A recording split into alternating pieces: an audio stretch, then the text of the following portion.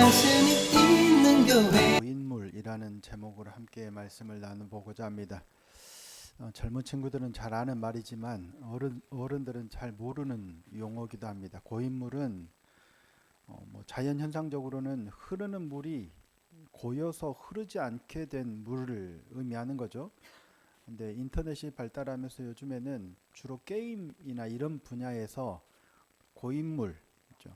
오랫동안 그 게임을 했던 유저들을 말해요. 그래서 신규 유저들이 쉽게 이 장벽 안으로 진입하지 못하도록 하는 그런 성향을 가진 말을 가지고 은어라고 합니다. 그러니까 어떤 분야에 쉽게 표현하면 어떤 분야에 오래된 전문가라는 뉘앙스를 좀 가진 것 같아요. 고인물. 이 계통의 저 사람은 고인물이다. 이런 표현이죠. 그런 경우 장점이 많이 있겠죠. 그 분야에 있어서는 누구보다 전문가적인 소양을 가진 사람이니까 분명히 장점이 많아요. 그런데 고인물은 썩게 마련이듯 단점도 분명히 존재한다는 거죠. 신앙도 마찬가지인 것 같아요. 우리 신앙도 오래 교회를 다니고 말씀을 많이 읽고 기도를 많이 한 사람들을 어떻게 보면 좀 표현이 좀 그렇긴 하지만 고인물에 해당한다 할 수 있어요. 좋은 거죠. 근데 위험성이 내재하고 있다는 거예요. 고인물이 되면 안 된다는 이런 뉘앙스적으로 보면 고인물이 돼서는 안 되는 거죠. 물은 흘러가야 되듯이 전문가적인 소양은 갖춰야 하지만 고여서는 안 된다 하는 거예요. 오늘 본문에 등장하는 인물은 세례 요한입니다. 세례 요한이 고인물이 될 가능성이 굉장히 높았던 사람이에요. 그런데 그는 고이지 않고 흘려보내는 사람으로 오늘 나타납니다. 어떤 점이 그랬을까 하는 거예요. 세례 요한이 광야에 나타나서 회개하라 천국이 가까이 왔느니라 라는 말씀을 선포하자 수많은 사람들이 세례 요한에게 나와서 자기 죄를 자복하고 세례를 받고 그를 따르고 제자가 되고 심지어는 유대인들의 이 서기관이나 바리새인들조차도 세례 요한 앞으로 나아오기까지 했죠. 그러니까 왜 그랬을까? 그러니까 400여 년간 이스라엘에는 이 하나님의 예언이 끊겼다라고 여겨지는 영적 암흑기를 보내고 있었어요. 구약 성경의 마지막 책이 말라기죠. 말라기가 나의 사자라는 의미도 있고 말라기라는 선지자의 이름을 나타낼 수도 있어요. 말라기서로 구약 성경이 끝나요. 그리고 신약 성경이 시작할 때까지 200년에서 약 400년 가까이가 예언자가 나타나지 않아요. 공적인 예언자가 나타나지 않아요. 그래서 영적 암흑기로 여겨져요. 더구나 그 시기는 이스라엘 백성들이 외세의 탄압을 계속해서 받고 있던 시대였죠. 지금 예수님이 활동하시던 나타나시고 세례 요한이 활동하던 이 시대도 누구의 압제를 받고 있었어요? 로마의 식민지 상태였잖아요. 바벨론이든 아수르든 바벨론이든 마게도냐든 로마든 이스라엘은 어쩌면 계속해서 그렇게 외세의 압력하에 있던 시대예요. 그러다 보니까 누구를 기다리냐면 메시아를 학수고대예요. 하나님이 예언자들을 통해서 약속하셨던 메시아가 오기를 학수고대하고 있었어요. 그럴 때 나타났던 사람이 바로 이 세례 요한이에요. 더구나 세례 요한은 종교 지도자들과 확연히 다른 모습을 가지고 있었죠. 선지자들, 서기관들, 종교 지도자들이 성경을 해석하면서 하나님의 말씀으로 율법으로 가르쳤는데 세례 요한은 일성이 뭐예요? 회개하라 천국이 가까이 왔느니라. 예수님의 일성도 그거였죠. 회개하라 천국이 가까이 왔느니라. 그러니까 그동안 그런 시대에 종교 지도자들이 했던 메시지와는 확연하게 달랐어요. 또한 모습도 달랐죠. 대부분 의상이 종교 지도자들이 입던 이런 게 아니죠. 낙타 털옷을 입고 메뚜기와 석청을 먹으면서 광야에서 그냥 그렇게 살아가면서 메시지를 선포하는 거예요. 그러니까 그를 보면서 사람들이 뭐라고 느낀 거예요? 다르다. 그러니까 뭔가 권위를 느끼는 거죠. 더구나 사람들이 그를 누구로 예상하는 거예요? 그들이 기다렸던 메시아가 아닌가, 그리스도가 아닌가. 그러니까 수많은 사람들이 그에게 몰려와서 그의 말을 듣고 그가 하는 어떤 것들을 보니까 그가 메시아가 아닌가라고 했죠. 그래서 유다에서도, 예루살렘에서도 유다 사람들이 제사장과 레위인을 세례요한에게 보내서 너 누구냐? 당신이 누굽니까? 묻죠. 자, 요한복음 1장 19절 말씀입니다. 유대인들이 예루살렘에서 제사장들과 레위인들을 요한에게 보내어 내가 누구냐 물을 때에 요한의 증언이 이러하니라. 왜 보냈겠어요? 메시아일 가능성이 있어 보이는, 메시아가 아닌가? 사람들도 그렇게 다들 막 이렇게 그런 따라가고, 그러니까 종교 지도자들을 보내면서 혹시 당신이 메시아가 아닌가 이거 알아보려고 보낸 거예요. 더구나 세례 요한은 아버지가 제사장이었어요. 어머니도 아론의 자손이었어요. 자, 누가복음 1장 5절입니다. 유대왕 헤롯 때에 아비야 반열에 제사장 한 사람이 있었으니 이름은 사가랴요. 그의 아내는 아론의 자손이니 이름은 엘리사벳이라. 세례 요한의 아버지 어머니를 보여주고 있는 거예요. 제사장이었고 어머니도 제사장 가문의 가장 핵심인 아론의 자손이었어요. 그런데 제사장의 아들로 태어나면 뭐가 돼요? 제사장이 돼요. 그런데 그런 아들이 광야에서 저렇게 허름하게 그냥 낙타 털옷을 입고 메뚜기와 석청을 먹으면서 강력하게 메시지를 선포해요. 그러니까 사람들은 메시아가 아닐까라고 여겼던 것 같아요. 그래서 서로 온 유대와 예루살렘과 온 유대와 요단강 근처 사람들이 다 나와서 죄를 자복하고 세례를 받고, 이 정도 되면 세례 요한의 어깨가 한껏 올라갈 수도 있는 상황이죠. 처음에는 뭐라고 다 하나님의 은혜입니다라고 하다가도 사람들이 막 이렇게 모여들고 나를 찾아오고 내 말이면 껍벅 죽고 하면 어느덧 내가 주인공이 된 듯한 착각에 빠지기 쉬워요. 그러니까 세례 요한은 뭐라고 얘기했어요? 나는 그리스도가 아니다. 그저 광야에 외치는 소리일 뿐이다 라고 얘기했지만, 처음엔 누구나 다 그렇게 얘기하죠. 나 그리스도가 아니야. 나는 광야에서 외치는 자의 소리일 뿐이다 라고 하지만 계속해서 사람들이 찾아들고 우리 목사님 교회가 커지고 하다 보면 고인물이 되기 쉽다는 얘기예요. 누구나 다 그런 위험이 존재해요. 우리는 절대 자신을 자신할 수 없는 연약한 존재예요. 내 자리를 잘 알고 내 자리를 잘 지킨다는 게 얼마나 중요한지 다 알아요. 그런데 그게 얼마나 어려운지도 우리는 알아요. 틀림없이 교회의 주인은 하나님이시다. 교회는 하나님의 것이다. 이거 부인하는 목사가 있을 거라고 생각하지 않습니다. 하지만 교회가 커지고 사람들이 따르고 돈이 늘어나고 하다 보면 사람의 마음이 바뀌는 거예요. 그리고 은퇴할 때가 되면 당연히 은퇴해야 되는데 은퇴 안 하고 원로 목사로 남아서 격주로 설교하고, 누구는 그 후임을 조정하고, 여전히 성도들은 나를 많이 따르니까 내가 나가버리면 분란이 생길 수도 있으니까 자리를 지킨다라고 하지만 욕심이에요. 처음에는 겸손하게 시작해도 영향력이 커지면 뭐라고 얘기해요? 내 지분이 어느 정도 있지 않느냐.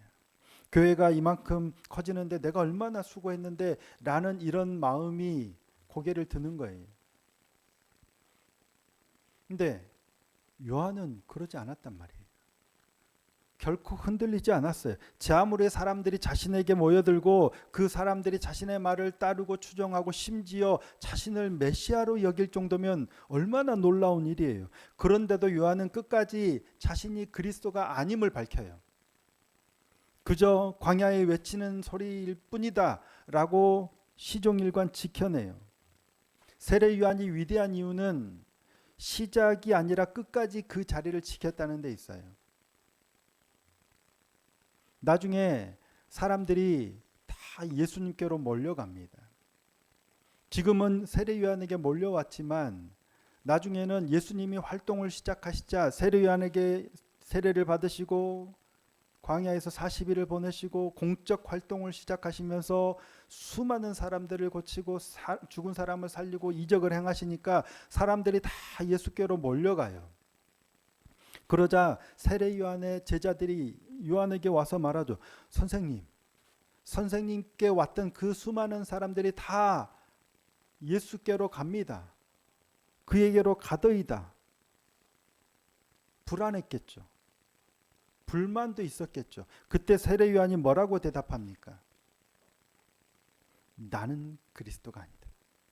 그때도 나는 그리스도가 아니라고 한 그 말을 증명할 사람이 너희야.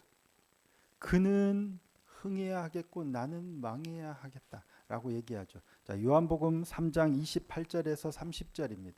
함께 한번 읽어보시겠습니다. 시작. 내가 말한 바 나는 그리스도가 아니요 그의 앞에 보내심을 받은 자라고 한 것을 증언할 자는 너희니라. 신부를 취하는 자는 신랑이나 서서 신랑의 음성을 듣는 친구가 크게 기뻐하나니 나는 이러한 기쁨으로 충만하였노라. 그는 흥하여야 하겠고 나는 쇠하여야 하리라 하니라. 아멘. 사람들이 모여들 때도 자기의 마음을 지켰지만 그 사람들이 쑥 빠져나갈 때도 요한은 여전히 자신의 마음을 지켰어요. 그는 현상이나 상황에 매몰되는 사람이 아니었던 겁니다.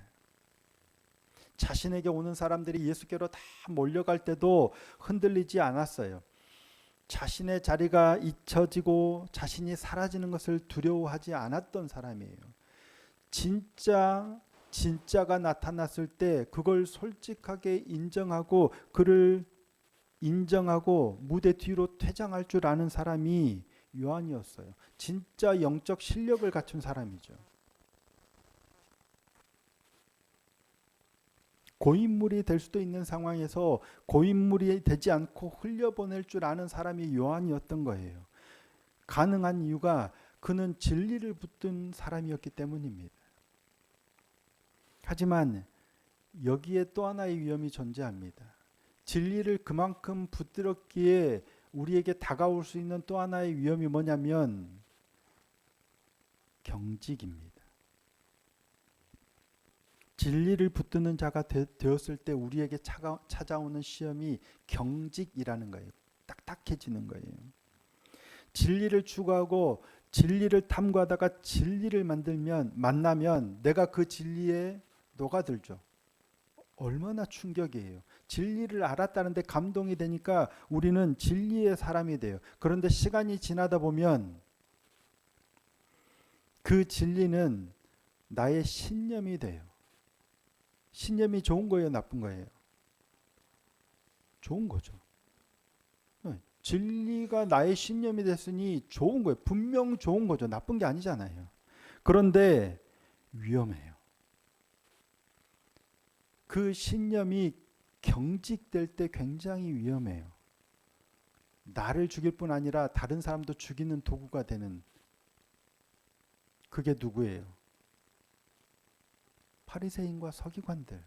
예수님 당시에 나타날 때 심지어 진리이신 예수님을 십자가에 못 박아 죽이기까지 한 사람들이 그들이에요. 그들이 진리를 몰라서 그랬던 게 아니란 얘기예요.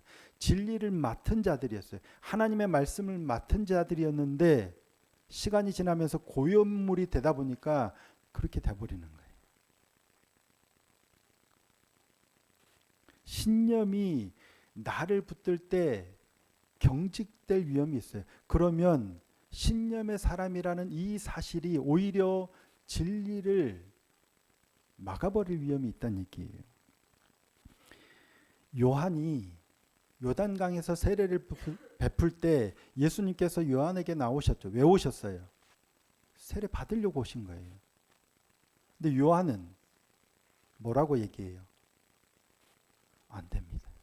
내가 당신에게 세례를 받아야 되는데 당신이 내게 세례를 받으러 오시네 말도 안 됩니다라고 거부를 하죠. 자, 14절입니다. 요한이 말려 이르되 내가 당신에게서 세례를 받아야 할 터인데 당신이 내게로 오시나이까. 요한의 영적 탁월함을 보여주는 장면이에요. 요한은 예수님께서 오시는 모습을 보고 딱 알아봐요. 이분이 누군지를 알아봐요.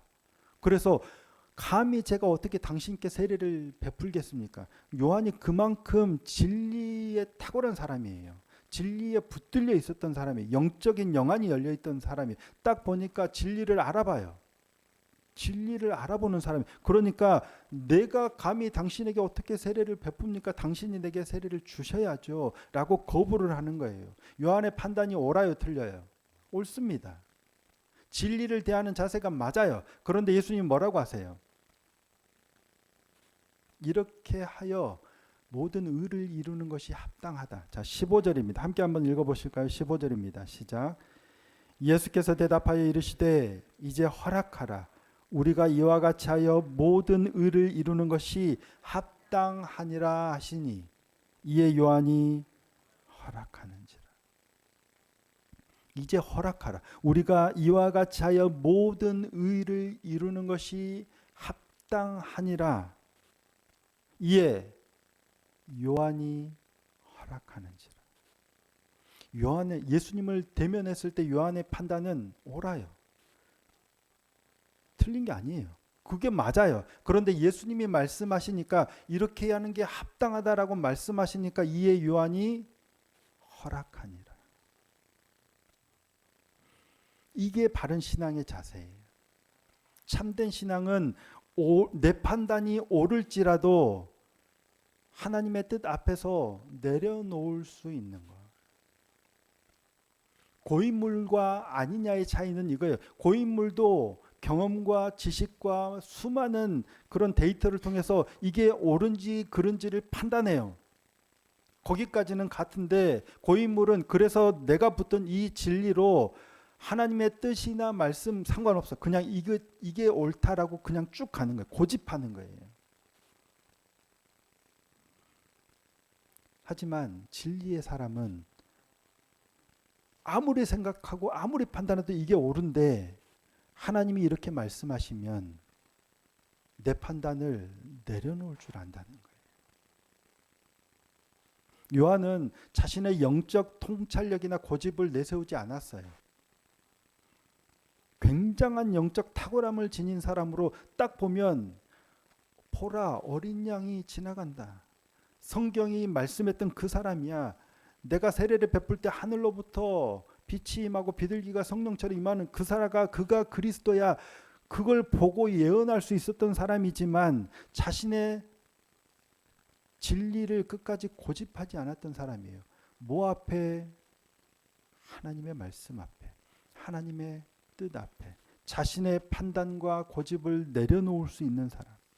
자신의 생각이 맞지만 틀린 말이 아니지만 틀린 판단이 아니지만 예수님이 말씀하시면 자신의 옳다 여겨지는 판단조차도 내려놓고 순종할 수 있는 사람. 우리가 흔히 갈등하는 이유는 내가 틀려서가 아닌 것 같아요. 내가 너무 맞아서예요. 내가 틀리다라고 인정이 되면 미안합니다. 그 사과하고 저쪽 맞는 쪽하고 타협하고 가면 돼. 그러면 트러블이 안 생기는데 갈등이 생기는 이유는 아무리 생각해봐도 내가 잘못한 게 없어. 내가 맞아. 이렇게 따져보고 저렇게 따져보고 말씀에 대해봐도 이게 맞아. 그러니까 이걸 고집하다 보니까 갈등이 생기는 거예요. 어느 분야의 고수가 되면 많이 알죠. 많이 읽어봤고 많이 연구했고 많이 기도해봤으니 이게 진리예요. 누구보다도 진리에 가깝다고 확신해요. 그러다 보면 이 확신이 신념이 돼요. 이 신념이 나쁜 건 아니지만 경직될 위험이 너무 큰 거예요. 하나님의 말씀조차도 튕겨낼 방탄이 될 위험이 우리에게 늘 있다는 얘기예요. 근데 세례 요한은 그러지 않았어요. 왜? 하나님의 말씀 아래에 있었기 때문이에요. 고인물은 하나님의 말씀 위에서 자신이 주인이 되는 모습을 보이지만 진리의 사람은 하나님의 말씀 아래서 그 말씀에 자신의 수많은 모든 것까지도 다 내려놓을 수 있는 사람. 근데 이게 너무 어려운 것 같아요. 말씀 앞에 서면 설수록 어쩌면 기도를 많이 하면 할수록 자신의 고집이 세지는 위험을 가지고 있어요. 영적 탁월함을 느낄수록 많은 것들을 이뤄낼수록 이런 잘못된 고집에 빠질 위험이 우리에겐 누구나 있어요. 그래서 우리가 가져야 될 기본적인 자세가 뭐냐면 언제나 말씀 아래에 거하는 것. 진리로 인해서 경직되지 않도록 늘 말씀의 조명 아래에 거하는 저와 여러분이 되기를 소원하고 축복합니다. 말씀 위에 서서 말씀의 주인이 되는 것이 아니라 말씀 아래에서 늘 하나님의 말씀을 경청하고 순종할 수 있는 은혜가 있었으면 좋겠습니다. 그렇게 올 한 해 더욱더 우리 말씀의 빛교회가 더욱더 말씀의 사람들로 세워져가는 복된 한 해가 되기를 소원하고 축복합니다. 서로가 옳다라고 여겨질 때 겸허하게 옆에 사람의 말을 들을 수 있는 그런 은혜가 있고, 또 나만 옳다라고 주장하지 않고 서로를 또 돌아볼 수 있는 그런 화해와 화합이 이루어지는 올 한 해가 되었으면 좋겠습니다. 그렇게 말씀 안에서 올 한 해도 더욱더 바르게 아름답게 세워져가는 믿음의 공동체가 되기를 예수님의 이름으로 축복합니다.